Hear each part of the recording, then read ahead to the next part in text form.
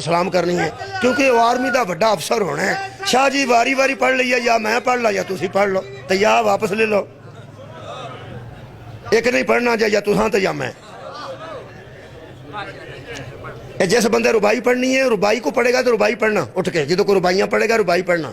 हुण मैं आयतां पे पढ़ना, जिन्हें पढ़नी उठ के आयत पढ़े।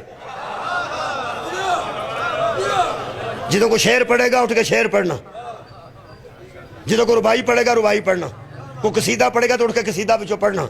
वैसे सिर्फ और सिर्फ साडी कौम च ये गल है, बाकी दुनिया के किसी कौम च नहीं। अहले सुन्नत का जलसा, अहल हदीस का जलसा, देवबंदियां का जलसा, किसी का जलसा हो विचों उठ के बंदा तुसी कोई गल करदा ना वेखोगे। वो जिन्होंने सद्या होंदा वही पढ़ता है। अब विचों सिर्फ साढ़े जो उठते हैं, बाकी को नहीं उठते।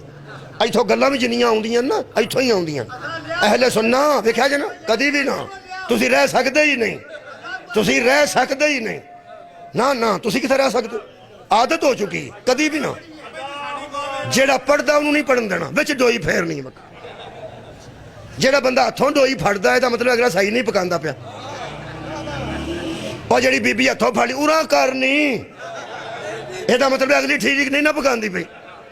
इतों पढ़ता सी पे मस्कीन एडा चंगा, फिर बंदा उठ करो भाई अल्लाह दिया बंदे तू भाई तनाल जुड़ जा। इतने जरा पढ़ता उन्होंने पढ़न दिया करो, तो खुदा का नाच। हाँ जे अज जो पढ़न का शौक है पढ़न आ जा, मैं उत्थे बह जाना नाल नाल नाल नाल। तवज्जो फरमाओ, मेहरबानी फरमाओ। खोर मैं की पढ़ता हूँ, चलो।